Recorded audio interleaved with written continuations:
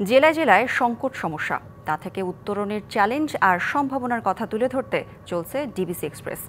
বিশেষ এই আয়োজনে মতামত থাকছে তৃণমূল থেকে শুরু করে নীতি নির্ধারকদের। ডিবিসি এক্সপ্রেস আজ সারাদিন আছে শরীয়তপুর জেলায়। সিএসআরএম নিবেদিত ডিবিসি নিউজের বিশেষ আয়োজন ডিবিসি এক্সপ্রেস আজ রয়েছে শরীয়তপুর জেলায়। এই এলাকার বিভিন্ন উপজেলা এবং ইউনিয়নের প্রত্যন্ত গ্রাম অঞ্চলগুলোতে আমরা এই এলাকার মানুষের সংকট, সমস্যা, সম্ভাবনা এবং চ্যালেঞ্জগুলো নিয়ে তাদের সাথে কথা বলবো, জানতে চাইবো তারা কোন কোন সমস্যার ভিতরে রয়েছেন এবং এসব এলাকার কোন কোন উন্নয়নগুলো এখনো বাকি রয়েছে এবং দরকার। আমরা এই বিষয়ে এলাকাবাসীর সাথে কথা বলবো। আপনাদের এই ইউনিয়নে এখন মতো রাস্তাঘাটের কি অবস্থা? এখন পর্যন্ত এই এলাকায় রাস্তাঘাট, আমার বিগত হিজলা থানা অধীনে ছিলাম।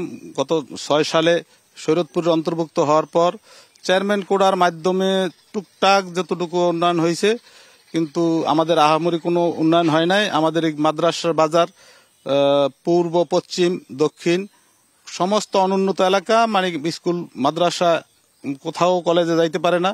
মাটির রাস্তা কেমন? মাটির রাস্তা, সমস্ত মাটির রাস্তা। আর দু একটা ইটের রাস্তা হয়েছে, মাত্র একটাই এই রোডটা ইটের রাস্তা হয়েছে।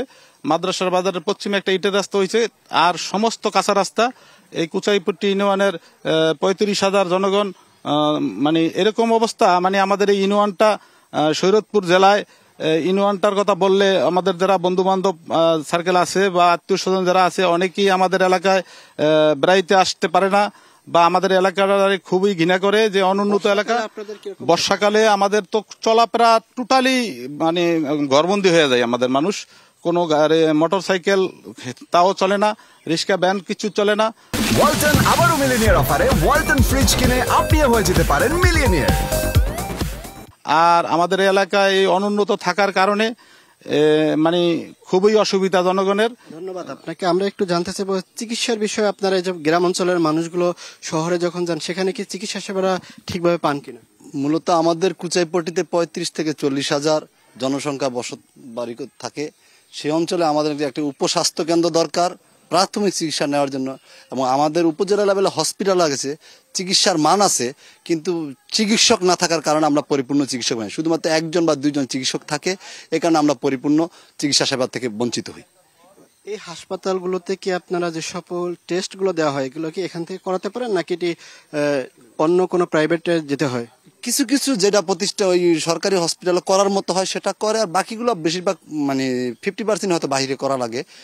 অনেকগুলো থাকে না, ইলেকট্রিশিয়ান থাকে না, বা ওই প্রতিষ্ঠানের হসপিটালে যেই এক্সট্রা যারা দরকার এই কাজগুলো যারা সম্পৃক্ত থাকে তারা অনেকেই থাকে না বা নাইগা। এই কারণে বিশেষ করে চিকিৎসক না থাকার কারণে, 1জন বা 2জন চিকিৎসা দেওয়া করার চিকিৎসক থাকার কারণে, অন্য চিকিৎসক না থাকার কারণে সবকিছু থেকে আমরা সাধারণভাবে বঞ্চিত হচ্ছি।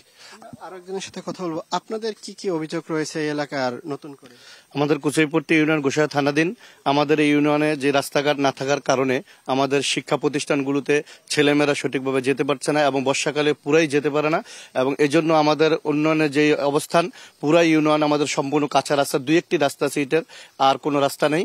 বর্ষাকালে আমরা একেবারে অনুপযোগী হয়ে পড়ি, এবং আমাদের শিক্ষা প্রতিষ্ঠানে যাওয়ার জন্য আমাদের 2টি মাধ্যমিক বিদ্যালয় আছে, সেখানেও বর্ষাকালে ছেলেমেয়েরা টোটালি যেতে পারে না, যাতে করে আমাদের শিক্ষা প্রতিষ্ঠান এবং নদী বেষ্টিত এই এলাকা, আমাদের এলাকাটা সুন্দরভাবে উন্নয়ন হয়। আর প্রত্যাশা আপনাদের কাছে আমরা করি। আমরা আরেকজন, কৃষিতে আপনাদের এই এলাকায় কি সমস্যা রয়েছে? আমাদের কুচিপট্টি ইউনিয়ন অবহেলিত এলাকা। এই কৃষি কাজে কোনো এই দেশের লোক শতকে 60 জনের কৃষি লোক, কিন্তু এই নদীর চতুর্দিকে রাস্তাঘাট বান্ধাতে এরপরে খাল কিছু বাঞ্জালাইছে। 3টা খাল বানছে, একটা পাঁচকাঠি, একটা 2টা চরমাইজারি, বসকাঠি। এই খালগুলি তারা বান্ধা আমাকে খুব বিপদে ফেলা দিছে। আমরা এই কোনো ফসলাদি উন্নয়ন করতে না, আমরা কৃষি লোক, আমরা এই কারণেই অবিরত। আমরা চাই যে এই খালগুলি দূরত্ব বেগে সরকারের মাধ্যমে আমরা এই খালগুলিতে দূরত্ব বেগে ছাইড়া দেয়। ধন্যবাদ আপনাকে আমাদের সাথে যুক্ত হওয়ার জন্য। আমরা গোসাইরহাট উপজেলার প্রত্যন্ত অঞ্চলগুলোতে ঘুরে ঘুরে জানাচ্ছিলাম তাদের সমস্যার খবরগুলো। দুপুর 2টায় আমরা অন্য কোনো ইউনিয়ন থেকে যুক্ত হব। ততক্ষণ পর্যন্ত ডিবিসি এক্সপ্রেসের সাথেই থাকুন।